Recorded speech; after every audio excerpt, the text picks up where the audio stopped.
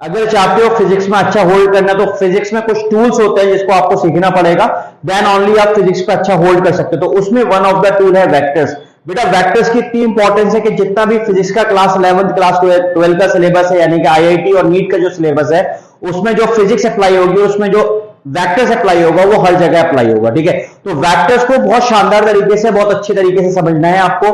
मेरी कोशिश रहेगी कि मैं वेक्टर्स को आपको बहुत ही अच्छे रूप से समझा सकूं और ये फील करा सकूं कि वेक्टर्स वाकई हर जगह अप्लाई होगा। क्योंकि जब सिलेबस आप लोग पढ़ोगे तो सिलेबस में तो पता चलेगा कि यार यहां पर भी वेक्टर्स आ गए, यहां पर भी वेक्टर्स आ गया, बट यहां पर स्टार्टिंग में इंट्रोडक्शन में मैं कुछ चीजें दिखाऊंगा आपको जहां पर वेक्टर्स लगेगा। ठीक है बच्चों, तो स्टार्ट करते हैं हम लोग आज अपना पोर्शन वेक्टर्स का। ठीक है, अभी इसको इन डिटेल डिस्कशन हम लोग करते रहेंगे, बट स्टिल हम थोड़ा सा आइडिया ले लेते हैं कि वेक्टर्स हमें कहां कहां पढ़ना है। जैसे कि आप लोग जो है ना, जब बेसिकली काइनेमेटिक्स में तो अप्लाई हो गई होगा, एनएलएम में अप्लाई हो गई होगा, बट जैसे हम लोग वर्क एनर्जी एंड पावर एक चैप्टर है हमारा, तो वहां पर हम लोग ने वर्क क्या पढ़ा होता है, वर्क पढ़ा होता है W is equals to F vector dot S vector.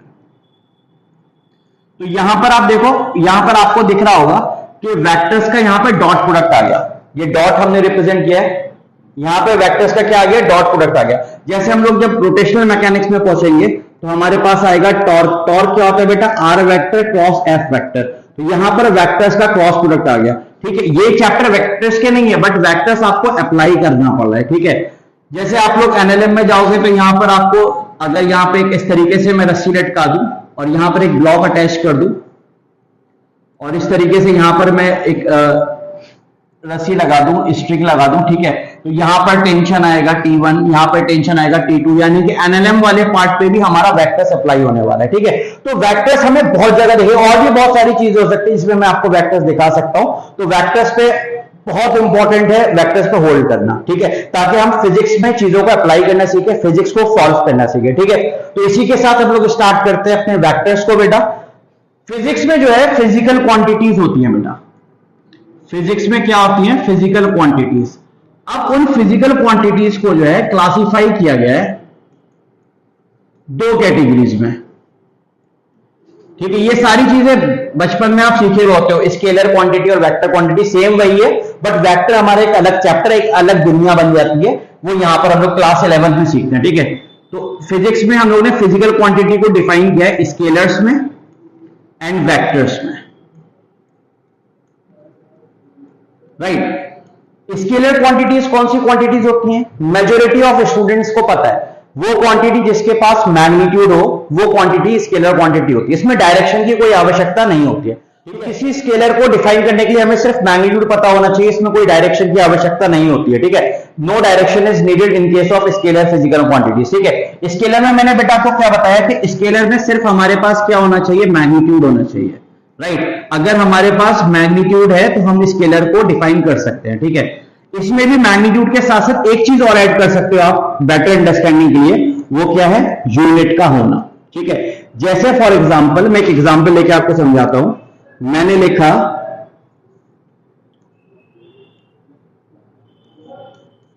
मैंने एक एग्जांपल लिया 4 kg, तो डेफिनेटली 4 kg क्या है, 4 kg is a mass and mass is a scalar quantity.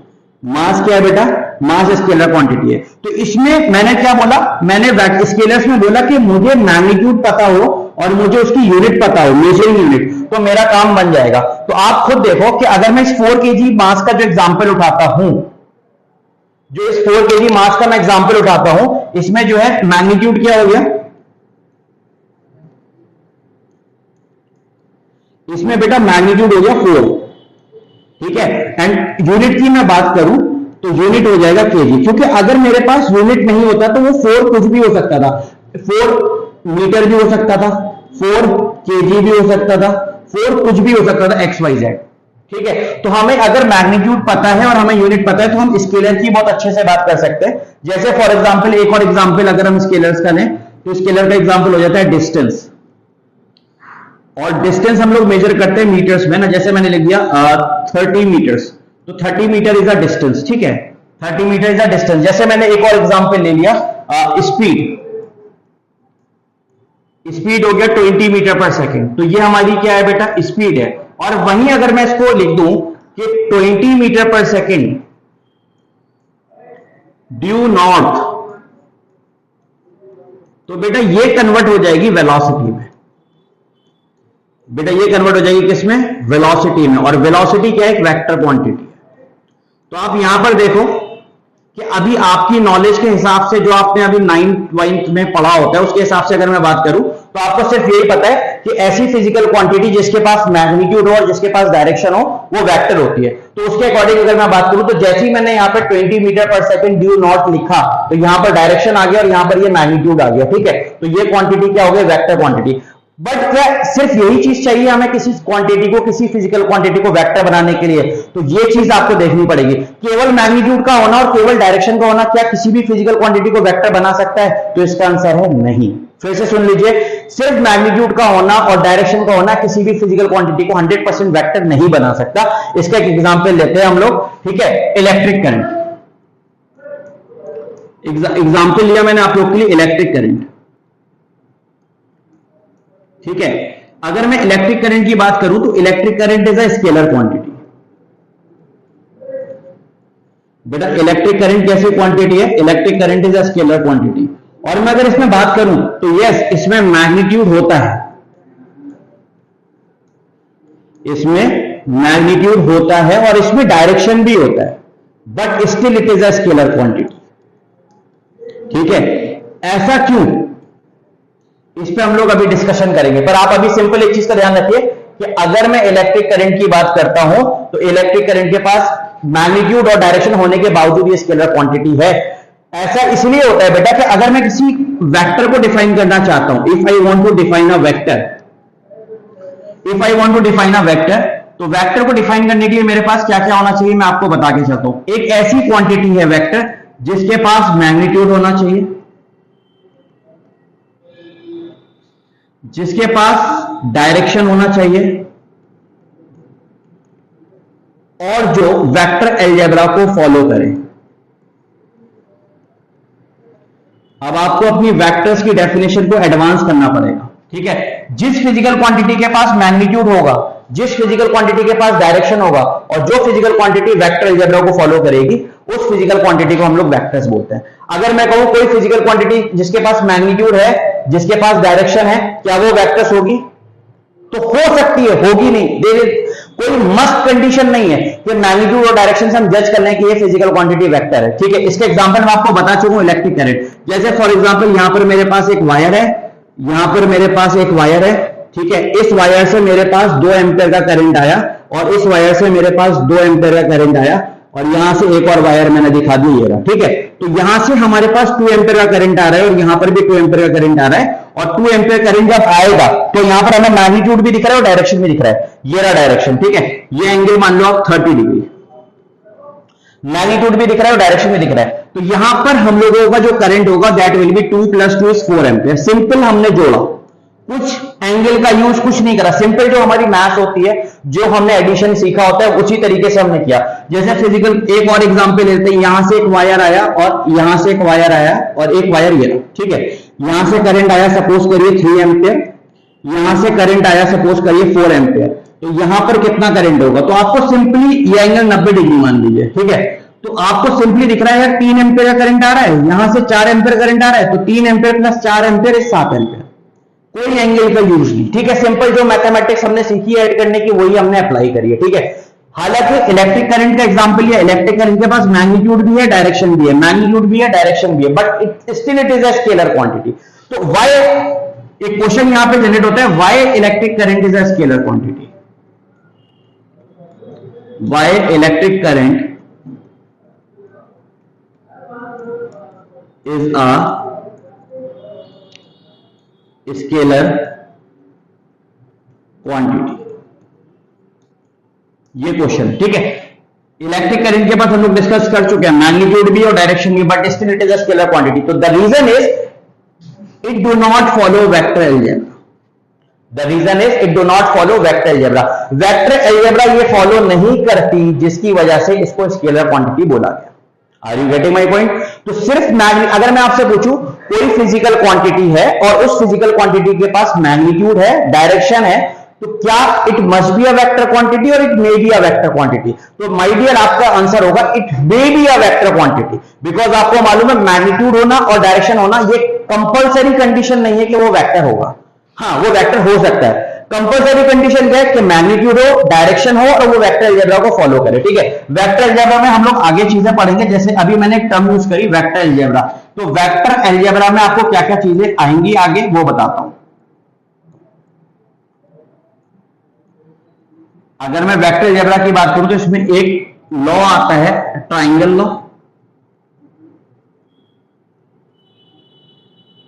और एक लॉ आता है पैरेललोग्राम।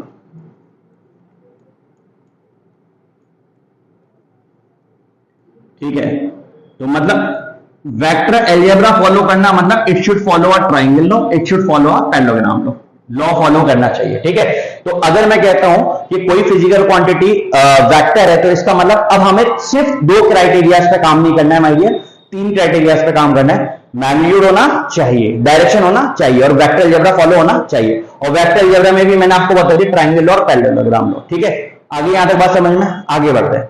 ठीक है, अब आगे बढ़ते हैं। तो there are different types of vectors. हमारी जिंदगी में जो ना देयर आर भिन्न भिन्न प्रकार के वेक्टर्स। ठीक है, different different types of vectors होते हैं। ठीक है, उससे भी ज्यादा इंपॉर्टेंट चीज ये है कि वेक्टर में हमें एक बात ये समझ में आ जानी चाहिए कि डायरेक्शंस होता है। तो डायरेक्शन का मतलब क्या है? ठीक है, तो यहां पर हम लोग लिख लेते हैं सेंस ऑफ डायरेक्शन। ये डायरेक्शन का सेंस क्या है? ठीक है, और इसके साथ साथ आपको सीखना चाहिए कि वेक्टर का रिप्रेजेंटेशन क्या है, how we represent a vector. Vector को बेसिकली हम दो तरीके से रिप्रेजेंट कर सकते हैं, एक सिंबॉलिक वे में और एक ज्योमेट्रिकल वे में। ठीक है, अगर मैं सिंबॉलिक वे रिप्रेजेंट करूं ना वेक्टर का, तो सिंबॉलिक वे हो जाता है। जैसे अगर मैंने कोई फिजिकल क्वांटिटी लिखी ए और ये फिजिकल क्वांटिटी वेक्टर है, तो I have to use arrow overhead. ठीक है, मुझे एक एरो यूज करना पड़ेगा और किसी भी फिजिकल क्वांटिटी के ऊपर जैसे ही एरो लग जाएगा तो आपको ये बात समझ में आ जाएगी कि ये वेक्टर क्वांटिटी है। अगर मैंने कोई फिजिकल क्वांटिटी लिख दी बी और इसके ऊपर एरो लगा दिया, इसका मतलब ये क्वांटिटी कैसी है? वेक्टर है। यानी कि यस, इसके पास मैग्नीट्यूड होगा, इसके पास डायरेक्शन होगा, इसके ये वेक्टर अलजेब्रा को फॉलो कर रहा होगा। ठीक है, तो this is what we have a symbolic representation. किसी भी वेक्टर का सिंबॉलिक रिप्रेजेंटेशन बेटा ये है। ठीक है, अब ग्राफिकल रिप्रेजेंटेशन की अगर मैं बात करूं तो वेक्टर को हम रिप्रेजेंट करते हैं इस तरीके से। ठीक है, अब वेक्टर्स के डिफरेंट डिफरेंट पार्ट्स हैं। ये वाला जो पार्ट है ये कहलाता है वेक्टर की टेल। ये जो एरो वाला पार्ट है ये कहलाता है वेक्टर की हेड।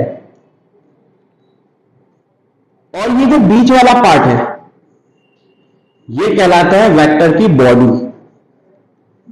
और वेक्टर की बॉडी जो है ना एक्चुअली क्या शो कर रही होती है? मैग्नीट्यूड को शो कर रही होती है। वेक्टर की बॉडी क्या शो कर रही होती है बेटा? वेक्टर की बॉडी शो कर रही होती है मैग्नीट्यूड। ठीक है, हर चीज की अपनी इंपॉर्टेंस है, अपनी सिग्निफिकेंस है। जैसे फॉर एग्जांपल टेल की क्या इंपॉर्टेंस है? टेल हमेशा इनिशियल पोजीशन को रिप्रेजेंट करेगी, यानी कि वो पोजीशन जहां से स्टार्टिंग हुई है। ठीक है, टेल रिप्रेजेंट करेगी इनिशियल पोजीशन को।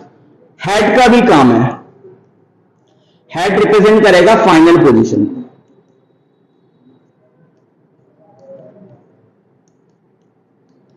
एंड ऑब्वियसली बॉडी का क्या काम है? बॉडी बताएगी मैग्नीट्यूड को, यानी कि इनिशियल पोजीशन और फाइनल पोजीशन के बीच का फासला कितना है।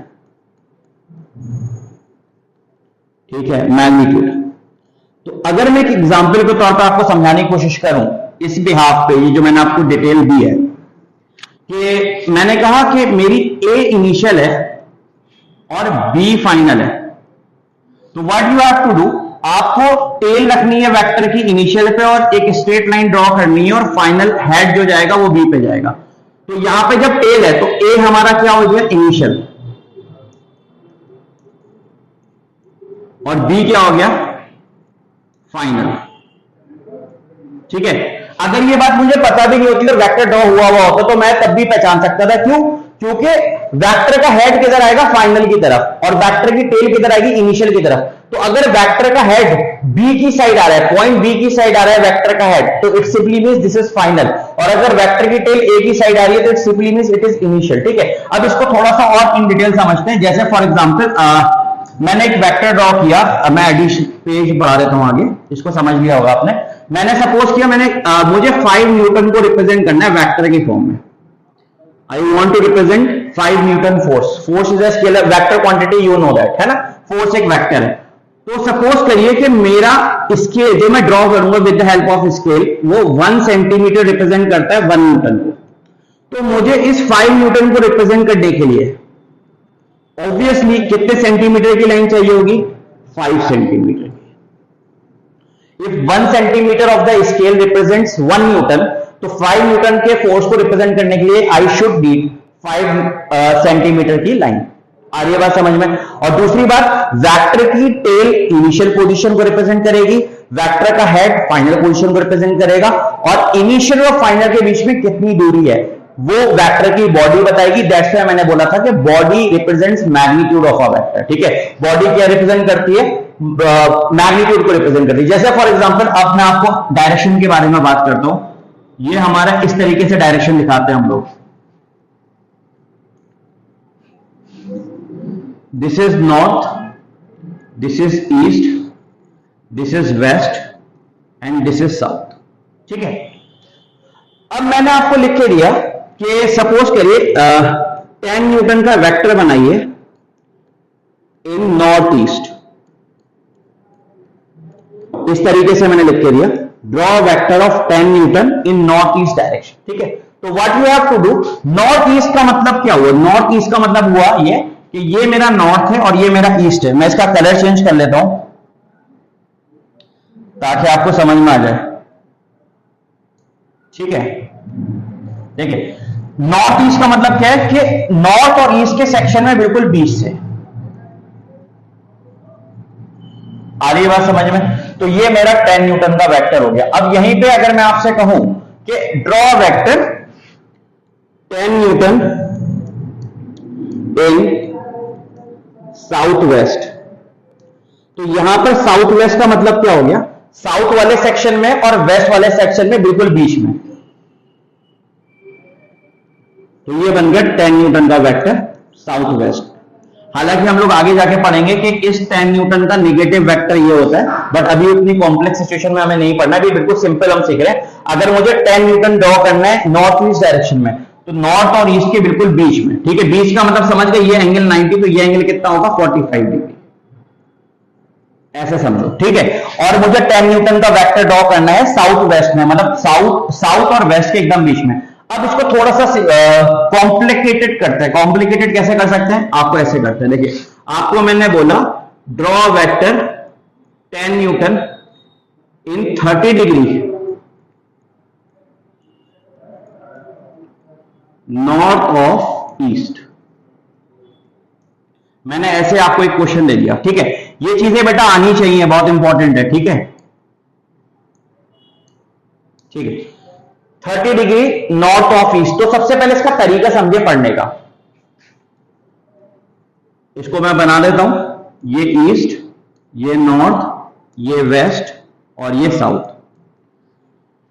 तो नॉर्थ और ईस्ट बच्चा देख के ये ड्रॉ कर देगा ऐसे, खत्म। सर ये रहा 10 न्यूटन। अब आप समझ लो एंगल क्या है, कुछ भी ले लो, ऐसा नहीं होता है। ठीक है, आपको ये गलत तरीका है। ठीक है, आपको पढ़ने का तरीका सीखना पड़ेगा। इसका तरीका क्या होगा देखिए, अगर आपको इस तरीके से क्वेश्चन आया कि आपको वेक्टर को ड्रॉ करना है, ठीक है, आपको क्या करना है, आपको वेक्टर को ड्रॉ करना है इस पैटर्न पे, तो उसको पढ़ने का तरीका समझिए। 10 न्यूटन ठीक है, 30 डिग्री ठीक है, नॉर्थ ऑफ ईस्ट नहीं पढ़ो, आप पढ़ो ईस्ट से नॉर्थ की तरफ। कैसे पढ़ेंगे? ईस्ट से नॉर्थ की तरफ।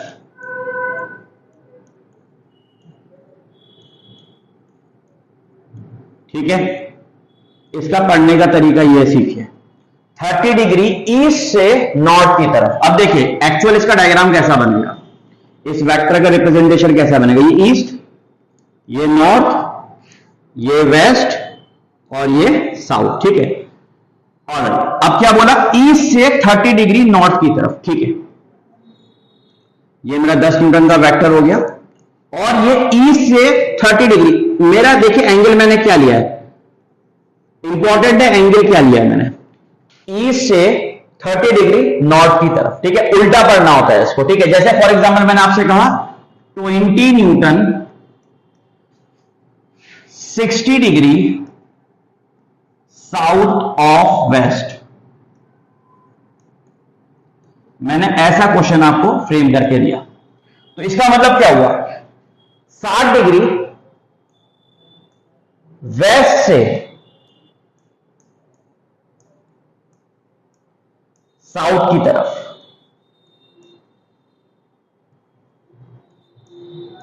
ठीक है। अगर आप लोग इसको सिंसियरली वीडियो को देखेंगे ना, तो आप प्लीज इसको हिंदी में इस तरीके से लिख लीजिएगा ताकि आपको समझ में आ जाए। जब 10 दिन बाद रिवाइज करेंगे, अभी तो बढ़िया समझ में आएगा, लगेगा नहीं कि जरूरत है इसको लिखने की, बट जब आप रिवाइज करोगे तो आपको दिक्कत आ सकती है बेटा, ठीक है। तो क्या बोला मैंने, 20 न्यूटन का वेक्टर हमें ड्रॉ करना है 60 डिग्री साउथ ऑफ वेस्ट, का मतलब क्या, वेस्ट से 60 डिग्री साउथ की तरफ, ठीक है। ऑलराइट, ये मैंने 20 न्यूटन का वेक्टर ड्रॉ करा, ठीक है। और एंगल कहां से लेना है, साउथ, वेस्ट से साउथ की तरफ, यानी कि ये कितना डिग्री, 60 डिग्री। हम कुछ भी नहीं कर सकते, एंगल का बहुत इंपॉर्टेंट रोल है। आई होप कि आपको ये बातें समझ में आ गई होंगी, ठीक है, कि किस तरीके से हमें डायरेक्शन को लेना है, उल्टा पढ़ना होता है, वेस्ट से 60 डिग्री साउथ की तरफ, ठीक है। अब मैं इसमें कुछ क्वेश्चंस आपको एड ऑन कर देता हूं ताकि आप इसको बना लीजिएगा, ठीक है। और इसके अलावा मैं आपको एक बार और बता दूं, आज जो मेरा लेक्चर है उस पर अगर आप इंटरेस्ट लेते हैं और आपको समझ में आता है और आप इसको चाहते हैं कि मैं 8-10 क्वेश्चन इसके इस लेक्चर के ऊपर सॉल्व करूं, तो आप दिए गए नंबर पे कांटेक्ट कर सकते हो। इसमें वीडियो में जो नंबर दिया है उस पर कांटेक्ट कर सकते हो और वो आपको डीपीपी शेयर करेंगे, और उस डीपीपी को शेयर करके आप डीपीपी जब सॉल्व करेंगे तो एक अलग लेवल का कॉन्फिडेंस, एक अच्छा लगेगा आपको जब क्वेश्चन सॉल्व हो जाएंगे, तो आपको आप डीपीपी भी ले सकते हैं, ठीक है। तो मैं आपको कुछ क्वेश्चन दे रहा हूं, draw 30 newton in north east. दूसरा क्वेश्चन मैंने आपको दिया, draw 20 newton in south west. तीसरा क्वेश्चन दिया मैंने आपको, draw 20 newton in 30 degree south of east, या नॉर्थ ऑफ ईस्ट कर लेते हैं,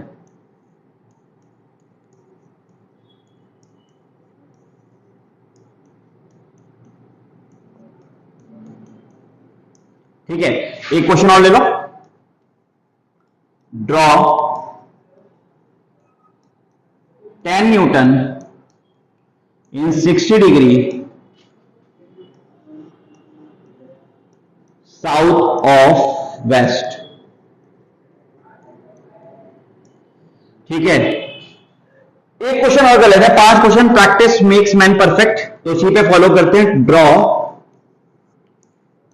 10 newton in 45 degree north of east. आप लोग कोशिश करिएगा कि इसको एक ही फिगर पे बनाए पांचों वेक्टर्स को, और मुझे बताइएगा जरूर कमेंट्स में कि वो कौन से वेक्टर्स का पार्ट है जो ओवरलैप हुआ, अगर हो तो, ठीक है। वो कौन से वेक्टर्स का पार्ट है, 1 2 3 4 5 मैंने नंबरिंग कर दी है, वो कौन कौन से पार्ट है जो कि ओवरलैप हो रहे हैं, ठीक है। तो ये आपका होमवर्क रहेगा बेटा। सो मैंने थोड़ा सा आपको आइडिया दे दिया वेक्टर्स का, ठीक है, बिल्कुल बेसिक से। तो कोई भी फिजिकल क्वांटिटी को कैटेगराइज किया दो ग्रुप्स में, स्केलर और वेक्टर्स। केवल मैग्नीट्यूड का होना स्केलर है, मैग्नीट्यूड का होना, डायरेक्शन का होना must be vector, no may be vector, क्योंकि वेक्टर क्वांटिटी के पास मैग्नीट्यूड भी होना चाहिए, डायरेक्शन भी होना चाहिए और वेक्टर अलजेब्रा फॉलो भी करना चाहिए। अब दिमाग में आना चाहिए कि वेक्टर अलजेब्रा का मतलब कुछ भी हो सकता है, नहीं, ट्राइंगल लो, पैरेललोग्राम लो, मैंने आपको बता दिया, ठीक है। सिर्फ मैग्नीट्यूड का होना और डायरेक्शन का होना ये भी जरूरी नहीं है कि वो वेक्टर हो, क्योंकि मैंने आपको एक एग्जांपल दिया इलेक्ट्रिक करंट का। इलेक्ट्रिक करंट के पास बच्चों मैग्नीट्यूड भी था, डायरेक्शन भी था, but still it is a scalar quantity. Reason क्या था कि वो वेक्टर अलजेब्रा को फॉलो नहीं करता था, ठीक है।